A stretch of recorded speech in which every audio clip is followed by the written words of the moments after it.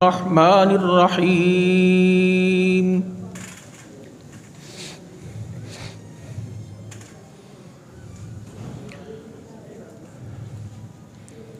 وَإِن تَعُدُّوا نِعْمَةَ اللَّهِ لَا تُحْصُوهَا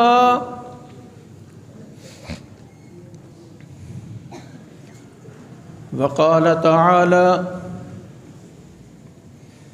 ما يفعل الله بعذابكم إن شكرتم وآمنتم وكان الله شاكرا عليما۔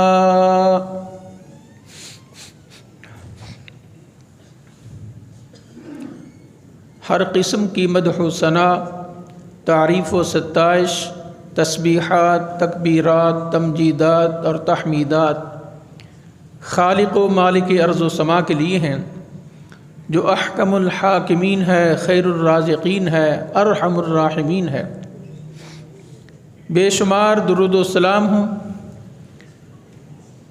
سید الانبیاء، مرکز مہر و وفا، پیکر صدق و صفا، مجسمہ صبر و رضا، والی بطحا، امام اعظم جناب محمد الرسول اللہ صلی اللہ علیہ وسلم پر درود و سلام کے بعد، حضرات محترم، پچھلے درس میں نے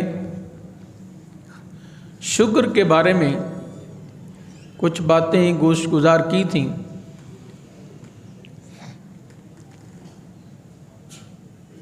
انسان کو اللہ تعالیٰ نے بے شمار انعامات سے نوازا ہے، اگر ہم ان کو شمار بھی کرنا چاہیں تو شمار نہیں کر سکتے۔ ہر روز، ہر لمحہ آپ جتنے بھی اللہ تعالیٰ کے انعامات ہیں، احسانات ہیں، ان کو گنتے جائیں، لکھتے جائیں، زندگی ختم ہو جائے گی لیکن وہ ختم نہیں ہوتے، اتنے زیادہ احسانات ہیں۔ لہٰذا یہ بہت ضروری ہے کہ جس قدر ہو سکے اللہ کا شکر ادا کریں۔ انسان کو زیادہ شکر کرنا چاہیے، زیادہ صبر کرنا چاہیے، اور اس کے بارے میں کافی باتیں پچھلے درس میں ہو چکی ہیں۔ شکر کے بہت سے فوائد ہیں۔ جو آیت کریمہ میں نے آپ کے سامنے تلاوت کی ہے، ارشاد باری تعالی ہے وَإِذْ تَأَذَّنَ رَبُّكُمْ لَئِن شَكَرْتُمْ لَأَزِيدَنَّكُمْ۔ اس آیت سے یہ بات واضح ہوتی ہے، اللہ فرماتے ہیں لَئِن شَكَرْتُمْ، اگر تم شکر ادا کرو گے، ناشکری نہیں، کیا کریں گے؟ شکر ادا کریں گے، لَأَزِيدَنَّكُمْ، تمہیں اور زیادہ عطا فرمائیں گے۔ یہ اللہ تعالیٰ کا وعدہ ہے۔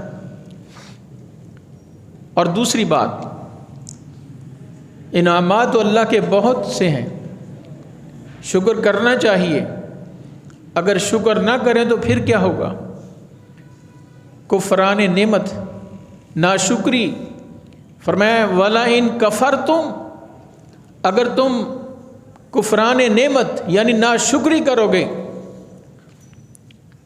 ان عذابی لشدید، میرا عذاب بڑا سخت ہے۔ تو اللہ کے عذاب سے ہمیں ڈرنا چاہیے، ناشکری نہیں کرنی چاہیے، جتنا زیادہ ہو سکے اللہ کا شکر ادا کرتے رہنا چاہیے۔ اللہ کا ذکر و اذکار، اللہ کے انعامات پہ کوئی کھائیں پئیں، کوئی نعمت، بے شمار نعمتیں ہم استعمال کرتے ہیں، اللہ کا شکر ادا کریں، اللہ کی حمد و ثنا کریں۔ تو یہ تسبیحات، تکبیرات، تمجیدات، تحلیلات، یہ سب کچھ اللہ کا ذکر ہے۔ سبحان اللہ، الحمدللہ، اللہ اکبر، لا الہ الا اللہ، لا حول ولا قوت الا باللہ، یہ نیکیوں کے خزانے ہیں، اگر ہم اس کو چلتے پھرتے ایک اپنی عادت بنا لیں کہ یہ فضول باتوں سے بچنا ہے، فضول محفل سے بچنا ہے، اور لا یعنی باتوں سے بچنا ہے، کام کی باتیں، کام وہ کریں جس کا فائدہ ہو، جو اللہ تعالیٰ کو پسند ہو۔ رسول اکرم صلی اللہ علیہ وسلم نے بھی جس کو پسند کیا آپ کرتے تھے، کثرت سے اللہ کا ذکر کرتے تھے، بلکہ استغفار بھی ایک مجلس میں رسول اکرم صلی اللہ علیہ وسلم ایک روایت میں 70 مرتبہ، ایک روایت میں 100 مرتبہ استغفار کرتے تھے۔ ہم اس نبی کی امت ہیں، ہمیں تو ضرور اس پہ عمل کرنا چاہیے، فکر ہونا چاہیے اس عمل کے بارے میں، کیونکہ ہماری ناشکریاں بھی ہیں، ہم اللہ کا صحیح شکر ادا نہیں کرتے، بے شمار غلطیاں ہم کرتے ہیں، لہذا اللہ کا شکر ادا کرنا چاہیے۔ شکر کرنے والوں کے لیے اللہ تعالیٰ کی مزید عطا ہوگی، اللہ کی طرف سے اور انعامات ہوں گے، اللہ اس میں اضافہ فرمائے گا، اور ناشکری ہوگی تو پھر کیا ہوگا؟ اللہ کا عذاب بڑا سخت ہے۔ قرآن حکیم میں اللہ تعالیٰ نے ایک مثال دے کر یہ بات سمجھائی ہے۔ وَضَرَبَ اللَّهُ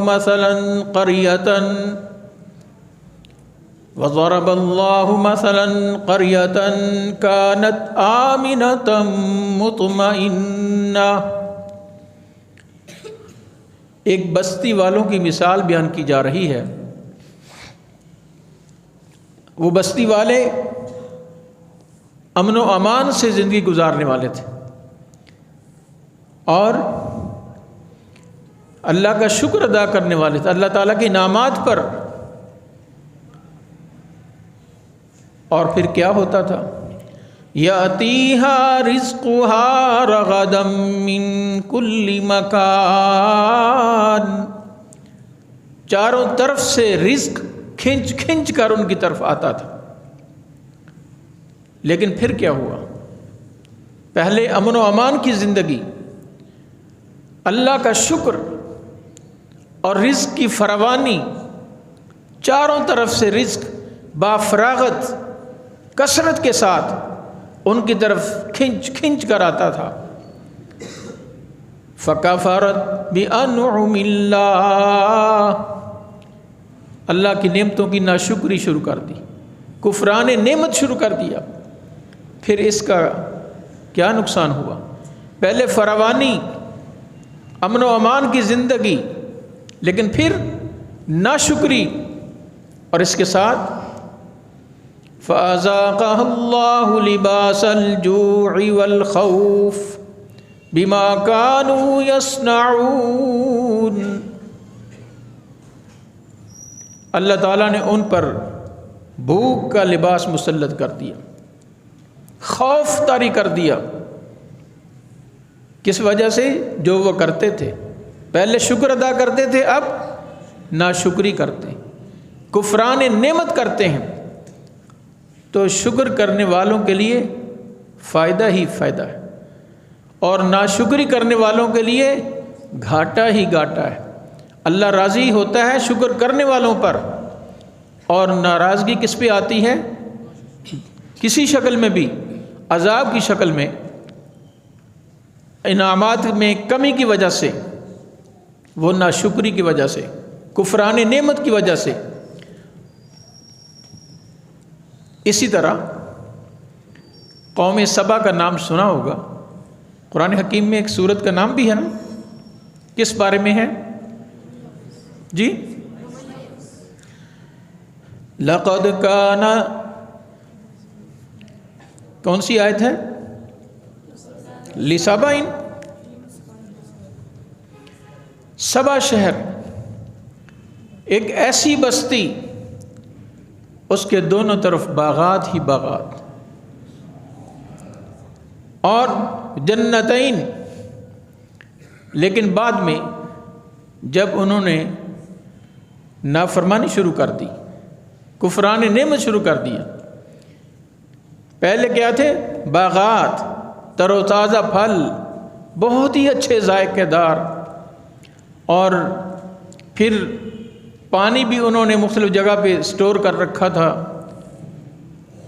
سبزہ ہی سبزہ، درخت ہی درخت، خوشبو ہی خوشبو، پھل ہی پھل، لیکن جب ناشکری شروع کر دی، لَقَدْ كَانَ لِسَبَإٍ فِي مَسْكَنِهِمْ آیَةٌ، یہ قوم سبا، آپ یہ بھی جانتے ہیں جہاں پہ ملکہ بلقیس تھیں، جس کو سلیمان علیہ السلام نے خط بھی لکھا تھا، قرآن حدیث میں وہ خط آج بھی موجود ہے۔ قرآن مجید کی صورتیں ہیں 114۔ بسم اللہ کتنی بار آتا ہے؟ سورہ توبہ کے شروع میں نہیں بسم اللہ، تو کتنی مرتبہ ہوا پھر بسم اللہ؟ 113۔ لیکن ایک دفعہ بسم اللہ سورت کے اندر بھی آتا ہے، وہ ہے خط سلیمان علیہ السلام کا۔ تو خط شروع 786 لکھ کے نہیں کرتے، بلکہ بسم اللہ لکھ کے کرتے ہیں۔ اِنَّهُ مِن سُلَيْمَانَ وَإِنَّهُ بِسْمِ اللَّهِ الرَّحْمَنِ الرَّحِيمِ اللہ تعالوا علی واتونی مسلمین۔ یہ خط ہے چھوٹا سا جو سلیمان علیہ السلام نے ملکہ بلقیس کو لکھا، اور ملکہ بلقیس کہاں تھی؟ سبا کا جو علاقہ ہے، جس کی بات میں ذکر کر رہا تھا کہ باغات ہی باغات، ہر طرح کی نعمتیں، لیکن پھر ناشکری کر دی۔ پھر وہی اللہ تعالیٰ نے پانی کا عذاب سیلاب کی شکل میں ان پر بھیج دیا، اور پھر ادھر کیا بچا؟ سارے باغات ختم، مختلف قسم کے پھل ختم، اب زمین سے کوئی تھوڑا بہت سبزہ اور وہ کانٹے دار جھاڑیاں، اور صرف چند بیری کے درخت، صرف بیری کے درخت تھے جن پہ وہ گزارا کرتے تھے۔ لیکن یہ کس وجہ سے ہوا؟ ناشکری کی وجہ سے۔ دیکھیں شیطان نے بھی یہ بات کہی ہے، شیطان پہلے اور تھا، پھر کس طرح ورغلایا آدم علیہ السلام اور حوا علیہ السلام کو، جس درخت کے پھل کھانے سے منع فرمایا، وہ پھل جو ہے کھانے پہ ابلیس نے، اس کا دوسرا نام کیا ہے؟ عزازیل، وہ اماں حوا بھی بابا جی آدم بھی وہ پھل کھا بیٹھے، اسی وجہ سے جنت سے نکلنا پڑا۔ لیکن شیطان جو ہے اگرچہ پہلا بڑا عبادت گزار تھا، اللہ کے حکم کی نافرمانی کی۔ وہ حکم کیا تھا؟ اسجدوا لآدم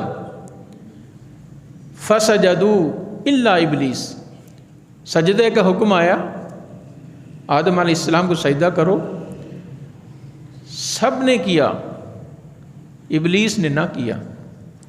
وجہ کیا تھی؟ اپنے آپ میں غرور تھا، تکبر تھا، بڑا سمجھتا تھا۔ خلقتنی من نار وخلقتہ من طین، مجھے آپ نے آگ سے پیدا کیا اور اس کو مٹی سے پیدا کیا، مطلب یہ کہ میں آگ سے میں بڑا ہوں، میں اس کو سجدہ کروں۔ اصل بات تھی اللہ کا حکم تھا، اس کو ماننا تھا۔ اور وہی شیطان کیا کہتا ہے؟ فَبِمَا أَغْوَيْتَنِي لَأَقْعُدَنَّ لَهُمْ صِرَاطَكَ الْمُسْتَقِيمِ، یعنی سیدھے راستے سے بٹکانے کے لیے اس نے کہہ دیا میں ان کو بٹکاؤں گا۔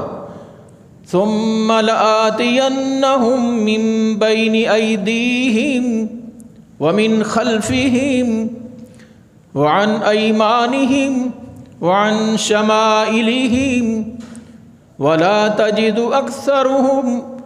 أَكْثَرَهُمْ شَاكِرِينَ،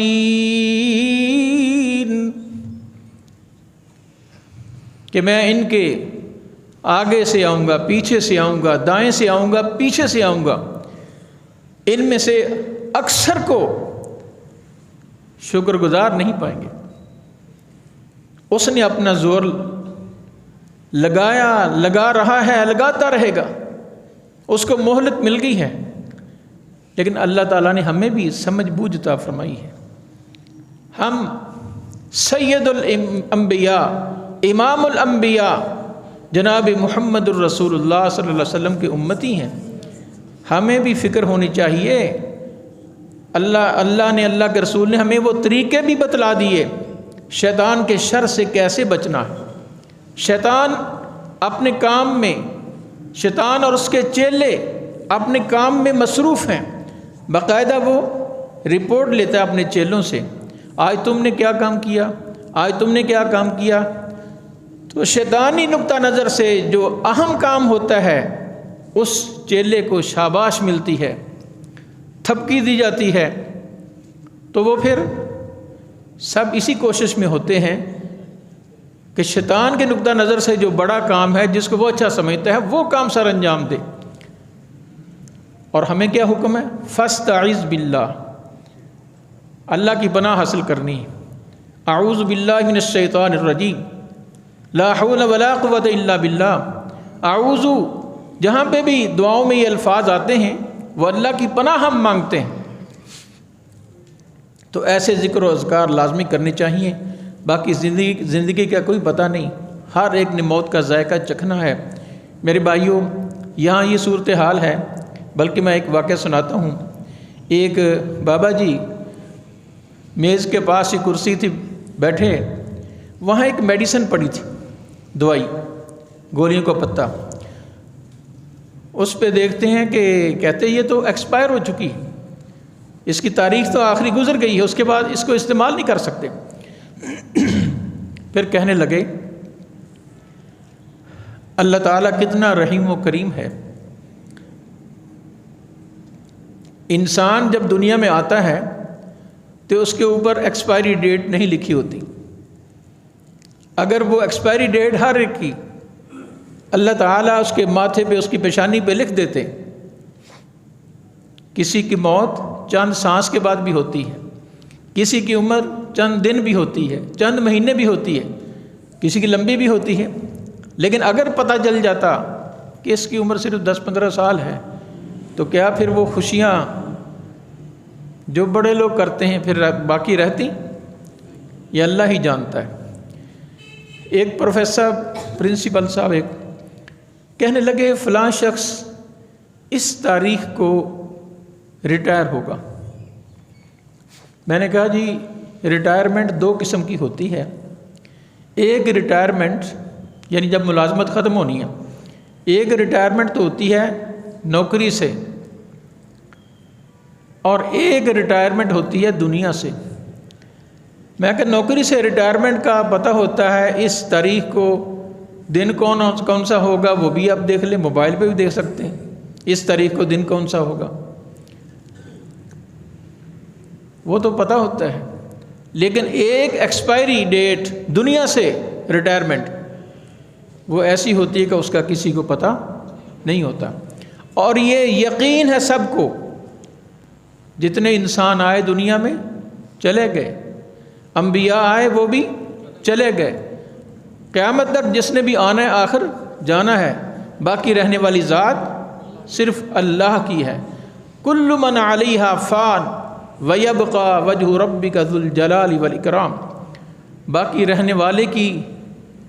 رہنے والی ذات صرف اللہ ذو الجلال والاکرام کی ہے۔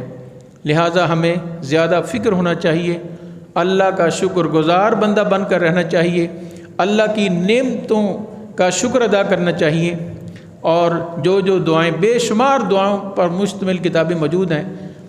اسلامی وظائف کے نام سے کتاب ہے جس میں 650 دعائیں موجود ہیں، تو دعائیں جتنی ہیں وہ یاد کرنی چاہیے، اللہ تعالیٰ کا شکر ادا کرنا چاہیے۔ اللہ تعالیٰ ہمیں اپنے شکر گزار بندوں میں شامل فرمائے۔ تو جیسے اللہ تعالیٰ نے فرمایا کہ ما یفعل اللہ بعذابکم، اللہ تمہیں عذاب دے کے کیا کرے گا؟ اللہ نہیں چاہتا تمہیں عذاب دے۔ ما یفعل اللہ بعذابکم، اللہ تمہیں عذاب دے کے کیا کرے گا؟ ان شکرتم وآمنتم، اگر تم شکر گزار بن جاؤ اور ایماندار بن جاؤ، ایمان لے آؤ۔ اور اللہ تعالیٰ قدردان ہے، جاننے والا ہے۔ اللہ تبارک و تعالی ہمیں اپنے شکر گزار بندوں میں شامل فرمائے اور آخرت کی صحیح فکر عطا فرمائے۔ 12 بجے رات کو آج تاریخ بدلنی ہے، صرف تاریخ ہی نہیں بدلنی، سال بھی بدل جانا ہے۔ اور لوگ جو کرتے ہیں نئے سال کی آمد پر، اسلامی سال تو محرم سے شروع ہوتا ہے اور دوسروں کا سال دسمبر 31 دسمبر ہے، اور رات کو 12 بجے کے بعد سوئی آگے 12 سے نکلی تو اگلا دن اگلا سال شروع ہو جائے گا۔ اور جو وہ فائرنگ کرتے ہیں، آتش فشانی کرتے ہیں اور دھماکے کرتے ہیں، یہ سب ان کا خوشی کا ہے۔ فکر کرنی چاہیے، اگر یہ سال مکمل ہوا ہے، ہماری زندگی کا 1 سال کم ہو چکا ہے۔ جتنا وقت گزرتا ہے، سوئی تو ایسے چلتی ہے نا، 12 سے 1 پھر ایسے چلتی ہے، عمر کی سوئی پیچھے کو آ رہی، واپس آ رہی ہے کہ ہمارا وقت کب آ جائے گا، اس کی فکر کرنی چاہیے۔ اللہ تبارک و تعالی ہمیں یہ شیطان کے جو حربے ہیں اور وہ لوگ جو کرتے ہیں نئے سال کی آمد پر جس طرح خوشی مناتے ہیں، یہ اسلام میں اجازت نہیں ہے۔ اللہ تبارک و تعالی ہمیں نیک بندوں میں شامل فرمائے اور قرآن و حدیث پر عمل کرنے والا بنائے۔ وآخر دعوانا ان الحمد للہ رب العالمین۔ بسم اللہ الرحمن الرحیم۔ یا رب لک الحمد کما ینبغی لجلال وجہک وعظیم سلطانک۔ اللہم انا نسألک بأنک انت اللہ لا الہ الا انت الاحد الصمد الذی لم یلد ولم یولد ولم یکن لہ کفوا احد۔ اللہم صلی علی محمد وعلی آل محمد کما صلیت علی ابراہیم وعلی آل ابراہیم انک حمید مجید۔ اللہم بارک علی محمد وعلی آل محمد کما بارکت علی ابراہیم وعلی آل ابراہیم انک حمید مجید۔ ربنا ظلمنا انفسنا وان لم تغفر لنا وترحمنا لنکونن من الخاسرین۔ ربنا آتنا فی الدنیا حسنہ وفی الآخرۃ حسنہ وقنا عذاب النار۔ اے پروردگار، ہمیں اپنے شکر گزار بندوں میں شامل فرما، ہمیں یہ تڑپ عطا فرما، شوق اور ذوق عطا فرما، ہم تیرا کثرت سے شکر ادا کرنے والے بن جائیں۔ اے اللہ، جتنے تیرے ہم پر انعامات ہیں، احسانات ہیں، اے اللہ ہم ان کو گن بھی نہیں سکتے۔ اے اللہ ہمیں اپنے شکر گزار بندوں میں شامل فرما۔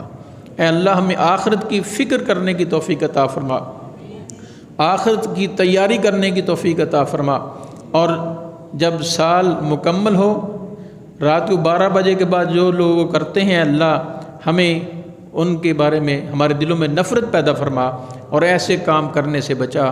ربنا تقبل منا انک انت السمیع العلیم وتب علینا انک انت التواب الرحیم۔ وصلی اللہ تعالی علی النبی محمد وآلہ واصحابہ اجمعین برحمتک یا ارحم الراحمین۔